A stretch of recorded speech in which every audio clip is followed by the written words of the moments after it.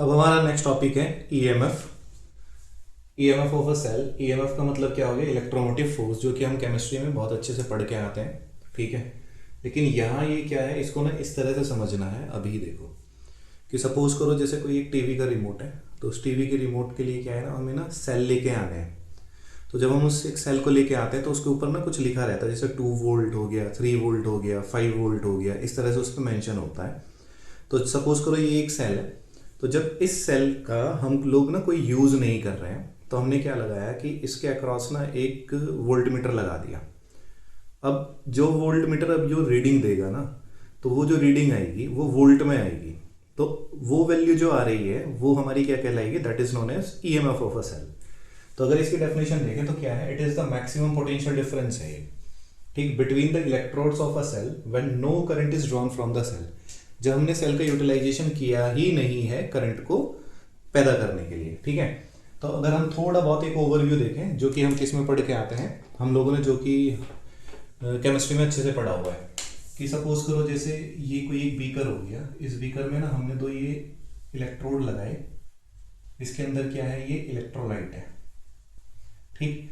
अभी इनका जो यूज है वो करंट को प्रोड्यूस करने में नहीं हो रहा है, तो हमने क्या करा कि इसके यहाँ पर ना वोल्ट मीटर लगाया। जैसे सपोज करो ये वोल्ट मीटर लगा के हम लोग इसे मेजर करना चाह रहे हैं, ठीक है। तो इस टाइम पे जो भी वैल्यू यहाँ से निकल के आएगी ना, तो वो वैल्यू किसके लिए आ रही है? वो आ रही है ईएमएफ के लिए, ठीक। नॉर्मली हम इसे ऐसे देख सकते हैं, ठीक। तो अब क्या हुआ कि अब हमने इसका यूज किस लिए किया है? अब हम इसका अगर यूज करें कि यहां से हम करंट की सप्लाई ले लें, इस तरह से करंट की सप्लाई ले लें, तो ये बाहर रेजिस्टेंस लग गया कैपिटल आर। तो अगर अब हम इस सेल का यूज करंट को प्रोड्यूस करने में कर रहे हैं, तो उस टाइम पे वोल्ट मीटर अब जो रीडिंग देगा वो ईएमएफ की नहीं रहेगी, वो वैल्यू किसकी रहेगी? वो रहेगी टर्मिनल पोटेंशियल डिफरेंस की, ठीक है। तो अब जो एक मैक्सिमम वैल्यू आ रही है किसकी? Potential difference between the electrodes. कब? जब हमने उस सेल का यूज करंट को पैदा करने के लिए किया ही नहीं है। तो that value of potential difference is known as EMF of the cell, ठीक है। तो ये तो हो गया ईएमएफ ऑफ सेल। अब इस सेल का क्या रहेगा? अपना एक इंटरनल रेजिस्टेंस भी रहेगा। अब ये जो इंटरनल रेजिस्टेंस है ये ऑफर कौन करेंगे? दो लोग हैं ऑफर करने वाले। पहला तो है इलेक्ट्रोलाइट, दूसरा क्या है? इलेक्ट्रोड। तो यही है कि it is the resistance offered by the electrode and the electrolyte of a cell in the passage of electric current. यानी इलेक्ट्रिक करंट जब पैदा हुआ और जब वो चलना चाह रहा है, तो उसके रास्ते में जो भी अवरोध हुआ, ठीक है, जो भी रेजिस्टेंस प्रोवाइड किया, किसने प्रोवाइड किया? इलेक्ट्रोड कैसा है और इलेक्ट्रोलाइट कैसा है। तो इन दोनों ने मिलकर जो भी रेजिस्टेंस प्रोवाइड किया है that is known as internal resistance of the cell. अब ये जो इंटरनल रेजिस्टेंस है ये किस किस चीजों पर डिपेंड करेगा? फर्स्ट, कि इन दोनों के बीच की डिस्टेंस कितनी है। सेकंड, नेचर, कंसंट्रेशन और टेम्परेचर क्या है इस इलेक्ट्रोलाइट का, ठीक है, दो हो गए। तीसरा कि इलेक्ट्रोड किस तरह के बने हुए हैं, यानी कौन सा मटेरियल हमने यूज किया है, कॉपर है, ग्रेफाइट है, या किस तरह के हैं। तो नेचर ऑफ इलेक्ट्रोड हो गया। फिर कितना एरिया इलेक्ट्रोड का इस इलेक्ट्रोलाइट के अंदर इमर्ज है। तो ये हो गया कुछ फैक्टर्स जिन पर क्या कर रहा है हमारा सेल का इंटरनल रेजिस्टेंस क्या करेगा, वो डिपेंड करेगा। तो ईएमएफ ऑफ सेल हो गया, और फिर क्या हो गया? Internal resistance of a cell. Next topic है वो हमारे पास क्या? Terminal potential difference. तो टर्मिनल पोटेंशियल डिफरेंस का मतलब क्या हो गया कि अब तुम लोगों ने ना इस सेल का यूज कर लिया है so that it can produce current. अब ये करंट को प्रोड्यूस कर सके। तो जब हम करंट का प्रोड्यूस कर चुके हैं और उस टाइम पे जब हमने वोल्ट मीटर से जो वैल्यू फाइंड आउट की है that is known as terminal potential difference. तो टर्मिनल पोटेंशियल डिफरेंस आ गया हमारे पास। ये क्या है? It is the potential difference between the electrodes of a cell when current is drawn from a cell in closed circuit, ठीक है। जब हमने क्या कर लिया है कि जो हम करंट को ड्रॉन कर रहे हैं कहां से? सेल से, और सर्किट कैसा है हमारा? क्लोज सर्किट है, ठीक है। तो अब इसे ध्यान से देखो जरा कि इसमें एक हम लोगों को ना एक इंपॉर्टेंट ऑब्जर्वेशन भी लेके चलनी है कि क्या हुआ कि हमारे पास ना ये इस तरह से हमने सर्किट बनाया। ये तो बाहर internal resistance, sorry external resistance हो गया आर। जब हम सेल को ड्रॉ करेंगे तो सेल को ड्रॉ करने का तरीका देखो, वो यही तरीका तुम्हें फॉलो करना है। सेल हम इस तरह से ड्रॉ कर रहे हैं, ये हो गई सेल, ठीक। अब सेल का अपना एक इंटरनल रेजिस्टेंस है, तो वो इंटरनल रेजिस्टेंस भी इसके साथ ही लगा के हम इसे चलेंगे, ठीक है। अब देखो ये इसका इंटरनल रेजिस्टेंस कितना है? आर। ये बना दी हमने इस तरीके से सेल, तो ये बन गई सेल, ठीक। इस सेल का पहले क्या रहेगा? ये रहेगा ईएमएफ। कब? जब इसका यूटिलाइजेशन हुआ ही नहीं है करंट को प्रोड्यूस करने में। ठीक, तो अब इसको यहां ऐसे कनेक्ट कर देते हैं, यहां ये लगा दी की, और अभी ये सर्किट कैसा है? ये सर्किट है हम लोगों के पास क्या? Open circuit. ठीक है, ये आ गया ओपन सर्किट। अब ये ईएमएफ देखो कब दे रहा है कि तुम लोगों ने क्या करा कि इसके पैरेलल में एक वोल्टमीटर ये लगा दिया। तो अब जो वोल्टमीटर तुम्हें वैल्यू दे रहा है, इसकी जो वोल्टमीटर की वैल्यू है, वैल्यू ऑफ वोल्टमीटर, ये हमें किसकी वैल्यू देगा? ये वैल्यू देगा हम लोगों को ईएमएफ की। ठीक है, तो ये भी सर्किट कैसा है? ओपन। अब अगर इस सर्किट को हम लोग क्या कर दें, इस सर्किट को हम लोग कर रहे हैं क्लोज। कैपिटल आर हो गया ये, यहां ये लग गई सेल, इसका इंटरनल रेजिस्टेंस आर, और ये सर्किट हो गया क्लोज। ठीक, अब ये हो गई सेल। अब देखो, जब हमने इसको क्लोज कर दिया है तो क्लोज करने में क्या होगा कि नेगेटिव से पॉजिटिव की तरफ क्या जाएगा? ये जाएगा करंट I इंटू आर। तो यहां पर क्या होगा? एक पोटेंशियल का होगा ड्रॉप। ठीक है, अब ये I करंट क्या करेगा? ये I करंट सेल के इंटरनल रेजिस्टेंस के थ्रू जाने की कोशिश करेगा। ठीक है, तो यहां पर भी क्या होगा? एक पोटेंशियल का ड्रॉप यहां पर भी रहेगा। बात समझ में आ रही है?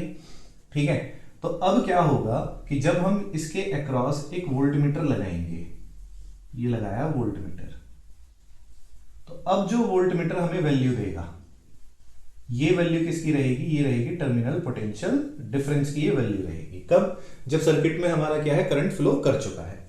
अब अगर इन दोनों वैल्यूज को कंपेयर किया जाए तो कंपैरिजन में हमने देखा कि आफ्टर कंपैरिजन हम लोगों को क्या पता पड़ा कि हमें ये पता पड़ा कि जो ईएमएफ है वो ग्रेटर देन और इक्वल टू हो सकता है टर्मिनल पोटेंशियल डिफरेंस के। इसका मतलब क्या है कि हम लोग ईएमएफ को टर्मिनल पोटेंशियल डिफरेंस बोल सकते हैं। ठीक है, लेकिन टर्मिनल पोटेंशियल डिफरेंस को ईएमएफ नहीं बोल सकते, और ईएमएफ की वैल्यू टर्मिनल पोटेंशियल डिफरेंस के बराबर हो सकती है, क्योंकि हम ईएमएफ को टर्मिनल पोटेंशियल डिफरेंस बोल सकते हैं। ठीक, दूसरा ईएमएफ क्या रहेगा? हमेशा टीपीडी से, टर्मिनल पोटेंशियल डिफरेंस से हमेशा ये क्या रहेगा? इसकी वैल्यू ज्यादा ही रहेगी। ठीक है, तो ये एक बेसिक सी चीज है, तो तुम लोगों को याद रखना है ये सेक्शन। अब अगर इसकी एक जनरल इक्वेशन लिखें तो जनरल इक्वेशन देखो ध्यान से किस तरह से हम इसे लिखेंगे। तो ये जनरल इक्वेशन है, और इस जनरल इक्वेशन के ऊपर ही हमारे बहुत सारे क्वेश्चंस भी एनसीईआरटी में भी हैं। तो देखो ये ईएमएफ की वैल्यू है, ये रह गई ईएमएफ की वैल्यू एप्सिलॉन। ठीक, अब यहां अगर हम ध्यान से देखें तो अगर मुझे इन दोनों वैल्यूज को, अगर मैं इसके ग्रेटर देन के साइन को लेके चलूं तो ईएमएफ इज ग्रेटर देन क्या है? टर्मिनल पोटेंशियल डिफरेंस है। ठीक है, अब ये जो टर्मिनल पोटेंशियल डिफरेंस है इसका मतलब क्या है कि ये वैल्यू इससे छोटी है। तो अगर मुझे इसको इसके बराबर करना है, कौन सी कंडीशन में? जब करंट हमारा फ्लो कर गया है, तो जो टर्मिनल पोटेंशियल डिफरेंस है इसमें मुझे कुछ ना कुछ वैल्यू का एड ऑन करना पड़ेगा।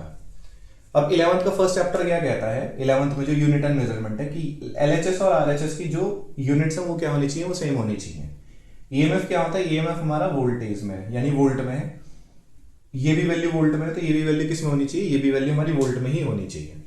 अब ध्यान से देखो कि जैसे ही करंट फ्लो करेगा, जैसे ही करंट फ्लो करेगा तो इस ईएमएफ में ये जो वोल्ट है, इस वोल्ट की एक वैल्यू को कौन यूटिलाइज कर रहा है? ये एक्सटर्नल रेजिस्टेंस। ठीक है, ये क्या कर रहा है? एक्सटर्नल रेजिस्टेंस इसका यूटिलाइज कर रहा है, जिसको हमने किससे डिनोट किया है? कैपिटल वी से।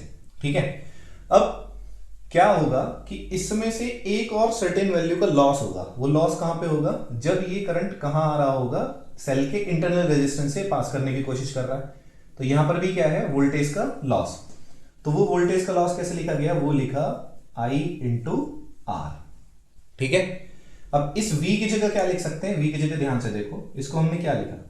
क्योंकि ये V कहां की वैल्यू है? ये इसके अक्रॉस वैल्यू है, तो इसे लिख सकते हैं V, ये हो गया IR प्लस IR। देखो स्टैंडर्ड इक्वेशन तो ये है, इसको और मॉडिफाई करके ये लिख सकते हैं। इसमें हमने क्या करा? I को ले लिया कॉमन, तो क्या हो गया? R plus R। तो फाइनल इक्वेशन क्या बनेगी? I को फ्री करो, तो जब हम I को फ्री करेंगे तो ऊपर क्या आ गया? एप्सिलॉन, यानी कि दैट इज ईएमएफ अपॉन में R प्लस R। ठीक है, तो ये हमारी आ गई करंट की वैल्यू। तो हमें ये इक्वेशन लिखनी आनी चाहिए, इसमें पता होना चाहिए कि V क्या है, IR क्या है, ठीक है।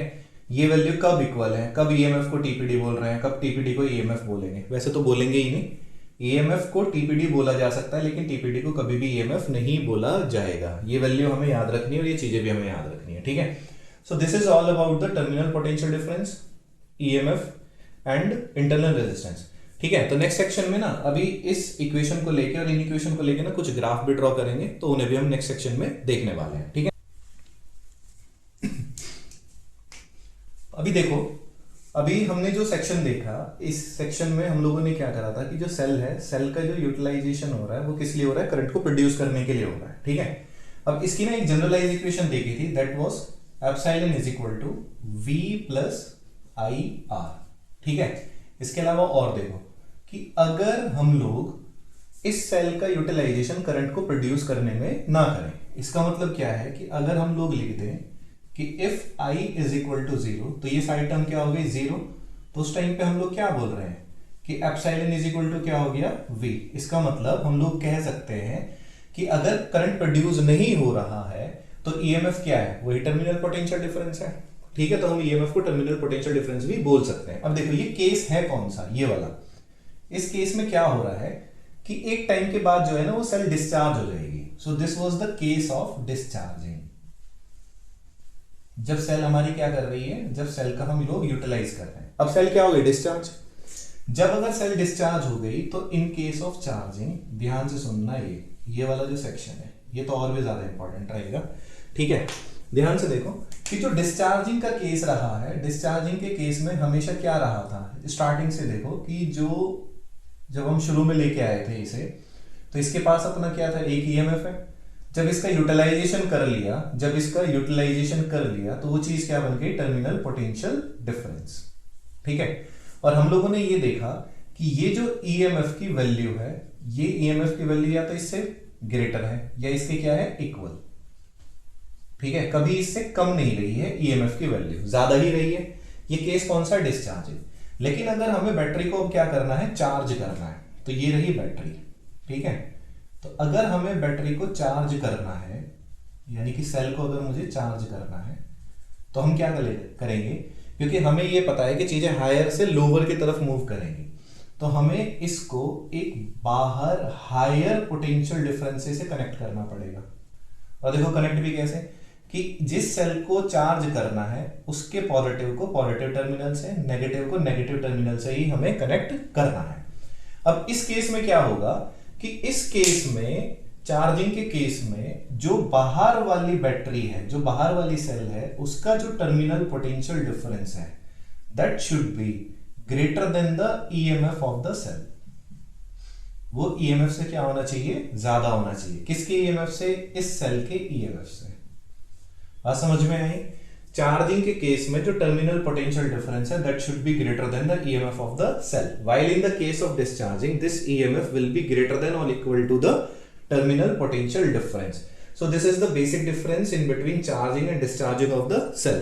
तो ये एक बेसिक डिफरेंस रहेगा, तो हमें ना इस चीज को लेके चलना है। और सुनो, EMF जो सेल का रहेगा, ये देखो ये किस चीज पर डिपेंड नहीं कर रहा है। ये पहली चीज हमने लिखा कि does not depend, it does not depends on external resistance.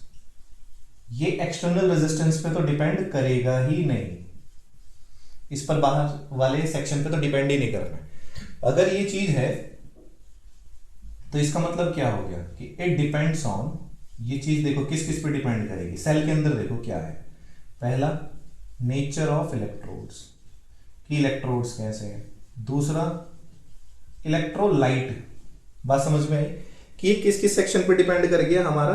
एक तो जो इलेक्ट्रोलाइट है, ठीक, इलेक्ट्रोड है।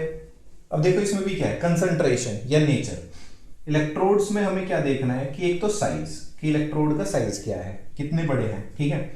एक हमें देखना है कि डिस्टेंस बिटवीन द इलेक्ट्रोड्स, कि इलेक्ट्रोड्स के बीच की जो डिस्टेंस है वो कितनी है। इन सेक्शन पे ही डिपेंड करेगा।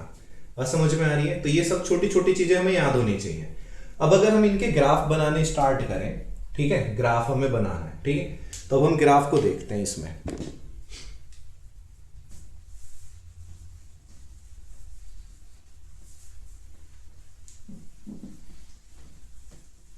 अब हम स्टार्ट करने वाले हैं graph in between EMF and the external resistance. ठीक है, देखो हमने देखा कि अभी जो ईएमएफ है सेल का वो एक्सटर्नल रेजिस्टेंस पर डिपेंड नहीं करेगा, तो हमने क्या करा कि ईएमएफ को लिखा वाई पर और एक्स को लिखा रेजिस्टेंस को एक्स एक्सिस पर। ठीक है, क्यों लिखा है ये ध्यान से देखो, क्योंकि हम ना वेरिएशन देखने वाले हैं किसका, ईएमएफ का रेजिस्टेंस के ऊपर। ठीक है, तो ये एक इंडिपेंडेंट क्वांटिटी है और इसको हमने एक डिपेंडेंट क्वांटिटी माना है, और हम लोगों ने थ्योरी में ये देखा है कि EMF of a cell does not depend on the external resistance, so we will get a straight line. ठीक, नेक्स्ट देखो, नेक्स्ट हमारे पास क्या है, ये वाली इक्वेशन है epsilon is equal to V plus I R. ठीक, इज इक्वल टू क्या करा कि इस आई की जगह लिखा वी अपॉन आर, जो हम प्रीवियस सेक्शन में भी देख रहे थे यहाँ पर। ठीक, जो हमारे पास एक डायग्राम था वी अपॉन आर, वी इसमें से कॉमन लिया तो हमारे पास क्या हो गया, one plus R upon R. तो अब हम क्या कर रहे हैं, वी को जब फ्री करेंगे तो क्या लिखेंगे, एप्सिलॉन अपॉन में one plus R upon R. अब इसको देखो कि अगर आर की वैल्यू इंक्रीज होती है तो वी की वैल्यू क्या है, वो इंक्रीज होगी। ध्यान से सुनना, क्यों, क्योंकि आर की मल्टीप्लाई इसमें करो, आर कहां चला जाएगा ऊपर, तो एक डायरेक्ट रिलेशन में ही आ गए। ठीक है, इस तरीके से जनरल चीजों में हम समझ रहे हैं, अगर आर की वैल्यू बढ़ेगी तो वी की वैल्यू क्या है, वो इंक्रीज करेगी। ठीक, अब कैसे इंक्रीज करेगी वो भी चीज ध्यान से देखो, ये हो गया वी ग्राफ, ये हो गया आर। ठीक, जैसे जैसे रेजिस्टेंस यानी एक्सटर्नल रेजिस्टेंस की जैसे जैसे वैल्यू होगी, ध्यान से सुनो, अभी अगर समझ में नहीं आया, ये लगा एक्सटर्नल रेजिस्टेंस आर, यहां ये लग गई सेल। ठीक है, तो ये जो V है, इस V का मतलब ये है कि यहां इसके अक्रॉस कितना पोटेंशियल ड्रॉप होने वाला है, यानी कितनी एनर्जी का यूटिलाइज करेगा। तो सपोज करो इसके पास 10 रुपए थे, 10 रुपए की एनर्जी है, और एक्सटर्नल रेजिस्टेंस क्या कर रहा है, वो 1 रुपए की एनर्जी को यूटिलाइज करता है। अभी स्टार्टिंग में तुमने क्या करा, R की वैल्यू को और बढ़ा दिया, पहले यहाँ ट्यूबलाइट थी, अब तुमने क्या कर दिया, यहाँ पे लगा दिया एक फैन। तो फैन क्या करेगा, अब वो 3 रुपए की एनर्जी को यूटिलाइज करेगा। तो जैसे जैसे रेजिस्टेंस बढ़ेगा वैसे वैसे वोल्टेज, यानी कि जो टर्मिनल पोटेंशियल डिफरेंस है, इसका मतलब क्या है कि जो वोल्टेज का यूटिलाइजेशन, जो वोल्टेज का ड्रॉप यहां पर होने वाला है, उसकी वैल्यू क्या है, वो बढ़ेगी। ठीक, अब अगर आर की वैल्यू क्या हो जाए, अगर आर की वैल्यू इंफिनिटी हो जाए, अगर आर की वैल्यू इंफिनिटी, इंफिनिटी का मतलब क्या हो गया, 1/0, तो ये सारी वैल्यू क्या हो जाएगी, जीरो सेक्शन हो जाएगा। बात समझ में आ रही है। तो उस टाइम पर जो वी की वैल्यू किसके बराबर, एप्सिलॉन। तो एक टाइम के बाद ये जो ग्राफ है ये क्या हो जाएगा, ये ऑलमोस्ट पैरेलल हो जाएगा कुछ इस तरीके से, यानी आगे जाके पैरेलल हो जाएगा किसके, रेजिस्टेंस के। ठीक, नेक्स्ट सेक्शन देखो, नेक्स्ट है v is equal to epsilon minus I R, इसी से हमने इसको लिखा है v is equal to epsilon minus I R, rearrange करके क्या लिखा, minus I R plus epsilon is equal to v। इसको ना हम कंपेयर करा रहे हैं स्ट्रेट लाइन की equation, y is equal to mx plus c। तो y इंटरसेप्ट पे देखो, y एक्सिस पे कौन आएगा, v। ठीक है, m क्या होता है, स्लोप। ठीक, और x एक्सिस पे कौन आएगा, x एक्सिस पे आएगा i, तो ये आ गया x एक्सिस पे, बचा कौन, स्लोप। तो स्लोप क्या आएगा, स्लोप आएगा माइनस के r, और ये स्लोप की वैल्यू मिलेगी किससे, तुम लोगों को मिलेगी ये tan थीटा से। ठीक है, बात समझ में आ रही है। अब देखो ये जो इंटरसेप्ट है, क्योंकि ये ऑलमोस्ट स्ट्रेट लाइन आएगी, ये क्या आएगी, एक स्ट्रेट लाइन। अब ये स्ट्रेट लाइन क्यों आ रही है, क्योंकि यहाँ पे जो tan थीटा है वो क्या है, वो नेगेटिव में है। तो इस लाइन का जो स्लोप रहेगा, इस लाइन का जो स्लोप रहेगा वो हमें वैल्यू किसकी देगा, वो वैल्यू देगा हमें माइनस आर की। ठीक है, यानी कि इंटरनल रेजिस्टेंस की। समझ में आ रही है। अब यहां पर ये जो इंटरसेप्ट करेगा, इंटरसेप्ट जो रहेगा वो इंटरसेप्ट क्या है, वो कांस्टेंट है, दैट इज सी। और वो सी किससे कंपेयर करने के बाद हमें क्या मिला है, वो मिला है एप्सिलॉन। समझ में आ रही है बात ये। तो ये हमारे कुछ ग्राफ है, इनको हमें अच्छे से स्टडी करना है, क्योंकि लास्ट टू लास्ट भी ये इनमें से एक ग्राफ पूछा गया है। तो हमें ना इसको बहुत अच्छे से स्टडी करना है, किसको, ईएमएफ क्या होता है, टर्मिनल पोटेंशियल डिफरेंस क्या है, इंटरनल रेजिस्टेंस क्या है, और ये किन किन चीजों पर हमारे ये डिपेंड करते हैं। ठीक है, चार्जिंग में क्या हो रहा है, डिस्चार्जिंग में क्या हो रहा है, तो ये सारे कॉन्सेप्ट हम लोगों को अच्छे से आने चाहिए।